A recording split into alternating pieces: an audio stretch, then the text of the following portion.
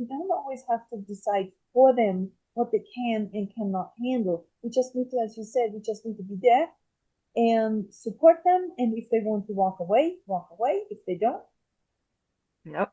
stick with it. And you know what I just had a discussion with one of my pet sitter friends about consent work because she had never heard this term until recently and she brought it up.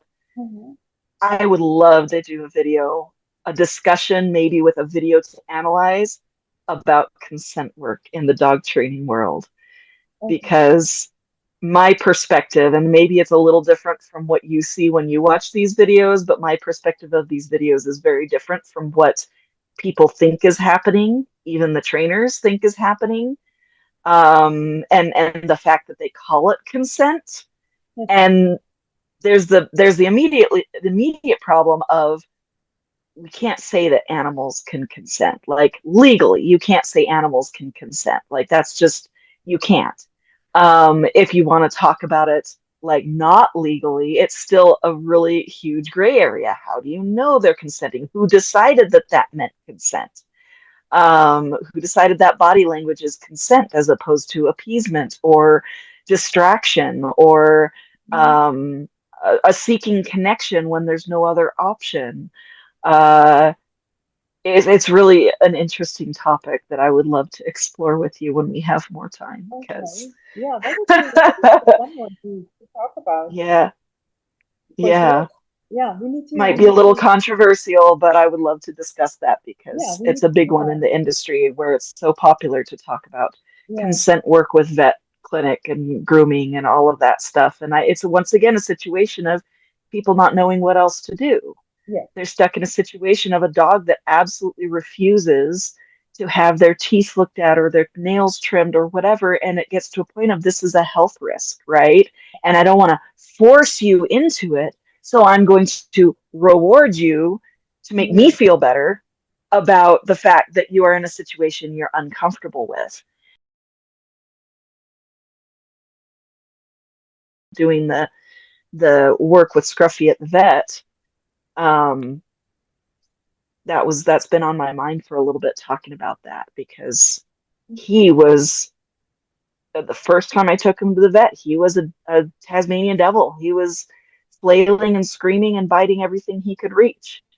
Especially since then the vet decided I need to dominate him, and so he was making it worse handling him that way. But uh, then our most recent vet visits just went as smoothly as they could have possibly gone. Like I was in a way shocked. Like I was hopeful, and I knew him well enough that I was 99% sure he didn't need a muzzle because I knew when we were going to be pushing him, right? And I Yeah. knew when I needed to give him a break.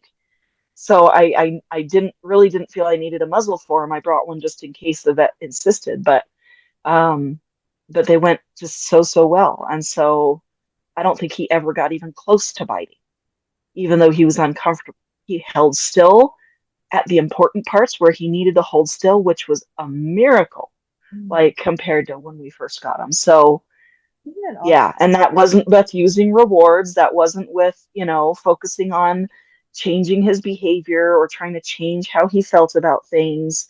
It was recognizing what he was communicating and giving him the breaks he needed and the cuddles he needed and Mm. building that trust. And he trusted me, being right there, he trusted me And while these strange people handled him. So, when you yeah, offer those cuddles, and you release the opioids, you are yep, minimizing some of the pain that they might feel that otherwise. emotional pain. And Yep, and which what's is what people interesting try to too, do with the treats. And yeah, so, in my mind it's frustrating when people are like, oh, you're against rewards, you're against treats, and I'm not against treats. Like they're fun, it makes you feel good to give your dog treats.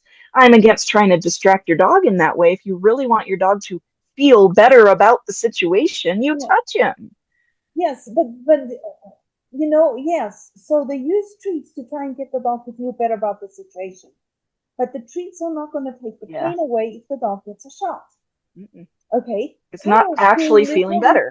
cuddles will literally take the pain away Yep. because you release the opioids.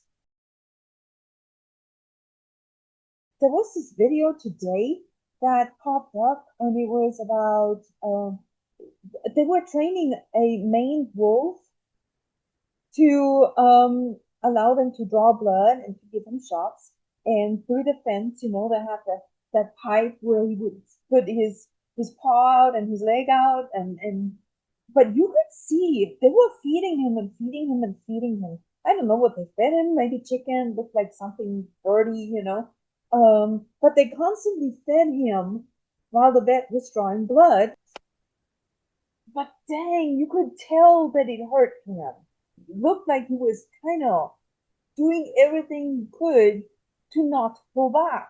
To resist, So working all the against his own treats, brain. yeah, Yeah, all the treats, even though he got fed and he put the paw out there voluntarily, right. there is no sense in having them in training them to do something that actually hurts them, because that could cause trauma in a different kind of way. Yeah, So if now I understand that at a zoo they don't want to start hugging on the main wolf, I right. get that. Um, but translate that into people, you know, It's then unnecessary. don't use kids Yeah, if there is something that can actually ease the physical pain, So, and there, we need to yeah. think There's how a we, reason that by default, when I took my little girl to get her shots, yeah, I wasn't giving her candy. I was snuggling her in my lap. There's a reason exactly, for that instinct. exactly.